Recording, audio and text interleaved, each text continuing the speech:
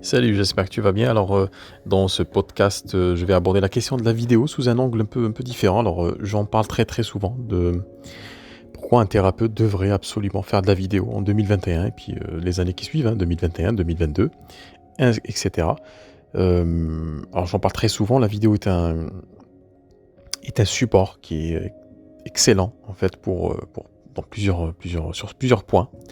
Alors le premier point, c'est que il permet de créer un lien qui est assez humain avec les personnes, parce que c'est vrai que quand on utilise le texte, alors je dis pas que le texte n'est pas bon, le texte est très très bien, on continuera toujours, encore et toujours en tant qu'être humain à utiliser le texte, hem, sauf que quand on écrit, alors premièrement on a des réflexes, on écrit avec nos réflexes en fait, langagiers, nos réflexes, lexicaux, donc on va utiliser les mots qu'on suppose être viables, être bons et du coup, on s'oublie parfois quand on écrit, et très souvent quand on écrit pour soi-même. C'est à soi qu'on s'écrit en vrai et un petit peu moins pour les autres. Donc ça, c'est une chose. Ensuite, le souci avec l'écrit, c'est qu'il met de la distance avec les gens. Parce que quand on a écrit, bah, forcément, c'est pas instantané. On peut raturer, on peut aujourd'hui avec les applications et les logiciels, on peut, finalement reprendre notre texte, l'effacer, le majorer, le minorer, le réagencer et cetera. Choisir les mots avec précaution. Donc ça peut prendre, du temps à écrire un texte, ça peut mûrir un texte. Chose qu'on trouve un peu moins. Alors, on trouve toujours le même processus d'écriture, hein, pour, pour mettre les idées les unes devant les autres. Sauf qu'avec la vidéo, c'est un peu différent parce qu'on est dans une instantanéité. C'est ça qui est intéressant. Alors, deuxième point concernant la vidéo par rapport au texte, pourquoi c'est intéressant? Pourquoi, à mon sens, c'est autant intéressant si ce n'est plus? C'est que dans la vidéo, en fait, il y a vous, il y a toi qui m'écoute, il y a toi qui va apparaître à l'écran. Et généralement, dans le langage humain, hem, comme dans tout langage d'ailleurs, cosmique, hein, tout ce qui nous entoure, parce qu'il y a un langage aussi cosmique, il y a une conversation cosmique avec l'homme, que l'homme peut percevoir. C'est d'ailleurs le sujet, de prédilection de toute spiritualité. C'est comment dealer avec cette conversation, ces messages qu'on perçoit de ce qui nous entoure et quand on fait de la vidéo, donc comme dans tout, langage humain, il y a ce qu'on dit, donc il y a les mots qu'on utilise, c'est des mots qui sont assez, c'est des mots qui sont, j'allais dire neutres, hein, c'est nos mots. Hem, Ça sort, même si on essaie quand même de mettre un peu de contrôle sur ce qu'on dit, finalement c'est le naturel qui revient au galop, c'est notre naturel, profond, c'est notre identité qui s'exprime avec nos propres mots, les mots qu'on utiliserait. Et on n'a pas du tout les mêmes réflexes langagiers quand on fait une vidéo, quand on discute plutôt, que quand on écrit. Ça, c'est une chose, là, en fait, pour pousser un peu plus loin la réflexion, il faut se dire que quand on discute avec une personne, ben, c'est-à-dire que ce soit en vidéo ou pas, hein, il y a quelque chose d'autre qui ressort dans ces conversations. C'est qu'on arrive à comprendre, donc à écouter les mots que dit la personne et ça, c'est aussi un point important, troisième point important. Je vais ouvrir une parenthèse. C'est que la perception qu'ont les personnes des mots qu'on utilise est assez différente, donc c'est tout à fait normal, hein, c'est naturel d'avoir des compréhensions, on deal de manière très, très différente avec les mêmes mots. Pourquoi? Parce que les mots, ont une coloration, différente selon les personnes, selon leurs croyances, selon leurs croyances limitantes ou pas, selon leur vie, leur culture aussi. Aujourd'hui, si tu parles dans tes propos, tu parles de liberté, c'est un mot qui est fédérateur, mais qui peut être interprété de manière complètement différente, parfois opposée par les gens. Hem, Si je prends l'exemple, un exemple assez polémique en France, ou du moins, d'ailleurs c'est assez étrange que ce soit polémique à ce point. C'est la question du voile, par exemple, le voile islamique, hem, quand les détracteurs de cette pratique religieuse, disent finalement que la femme est oppressée, elle n'a pas de liberté. Et quand on écoute ces femmes, voilées, eh ben, elles disent le contraire, disent que non, c'est une forme justement de liberté, parce qu'elles ont pris la liberté de le faire. Donc c'est juste un exemple pour illustrer que parfois, le même mot peut prendre des sens très différents. Et quand on communique en tant que thérapeute, c'est quelque chose on ne déroge pas à la règle. Alors c'est une règle assez mécanique chez l'homme, assez universelle. C'est que les mots, on les interprète. C'est comme ça, c'est la fonction de l'homme, c'est d'interpréter les choses, de recevoir de l'information et de l'interpréter. Donc la classifier, de la caser quelque part, et puis de lui donner un sens global, cohérent, qui lui permet de vivre en cohérence avec un monde qui soit pas très cohérent, soit dont on n'a pas forcément les outils pour en saisir toutes les cohérences, les outils intérieurs, j'entends. Donc quand on fait de la vidéo, il y a quelque chose d'un peu plus transcendant, d'un peu plus profond qui transparaît, c'est tous les mots finalement qu'on ne dit pas.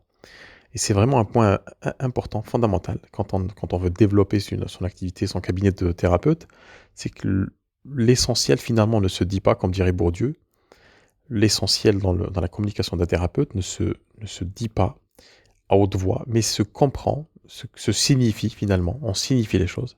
Et donc dans notre façon de faire, il y a des personnes qui parlent de choses de manière très très simple, et puis on ressent une forme de profondeur dans leurs mots, parce que le propos est simple, parce que bien entendu le propos serait profond, et on ressent chez cette personne-là une forme d'énergie, une forme d'assise intérieure, une forme de confiance, d'ancrage, qui donne finalement aux mots qu'on utilise, même les mots les plus simples et même les mots les plus connotés, en fait, il leur donne une certaine direction. Et donc, la personnalité du thérapeute, quelque part, contextualise, donne un contexte aux propos qu'il dit, aux mots qu'il utilise. Et c'est une chose qu'on ne peut pas, ou très difficilement faire par l'écrit, si ce n'est que par finalement la littérature. Et quand on communique notamment sur Internet, on n'est pas censé faire de la littérature quand on s'adresse aux personnes qui ont besoin de nos compétences, de notre art, mais plutôt de véhiculer un message thérapeutique qui soit clair et qui soit audible.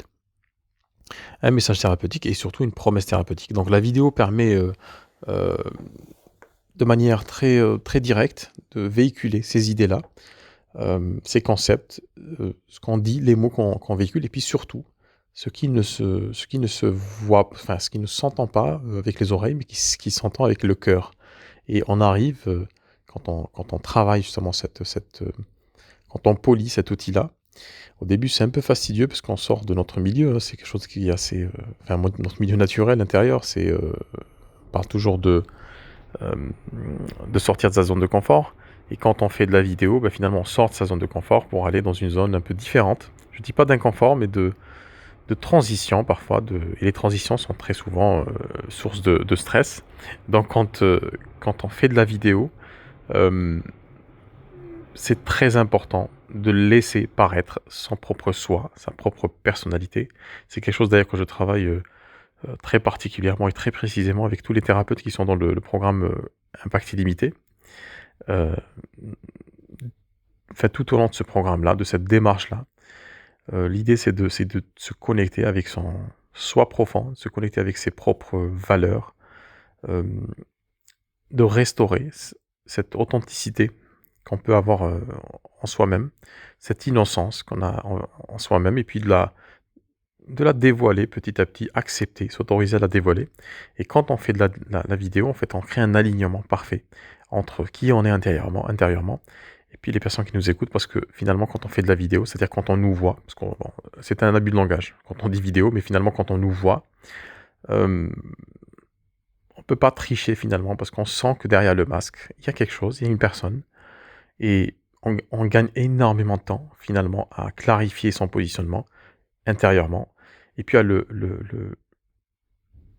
diffuser de telle manière à ce que les personnes qui auraient besoin de notre expertise, finalement, voient clair en nous, voient clairement qui nous parle, sans qu'ils aient à interpréter, réinterpréter, ou finalement à passer leur chemin. Parce que quand une vidéo est faite en parfait désalignement avec qui on est, c'est-à-dire si on se dit je vais faire de la vidéo pour développer mon activité, mais de façon très technique, ou très froide, finalement, c'est pas quelque chose qui va attirer du monde.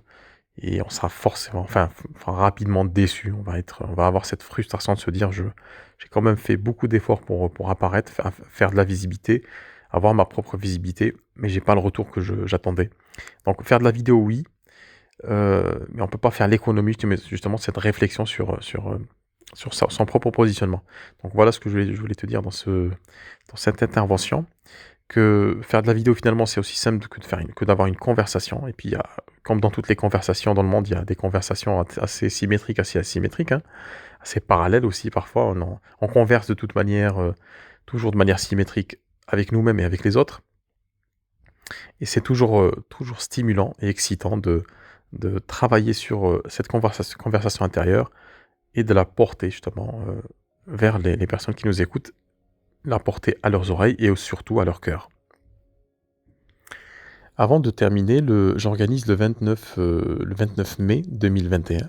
Donc si tu écoutes cette intervention avant le 29 mai, j'organise un atelier qui durera à peu près 2 heures, dans lequel je t'explique toute ma démarche justement pour créer de la vidéo, simplement, facilement, et puis surtout en parfait alignement avec toi-même, et comment ça peut t'aider concrètement à développer ton activité de manière très très stimulante, très excitante et très nouvelle. Voilà, donc si tu es intéressé, tu peux me laisser un commentaire en dessous de cette intervention et puis je te dis à très très bientôt.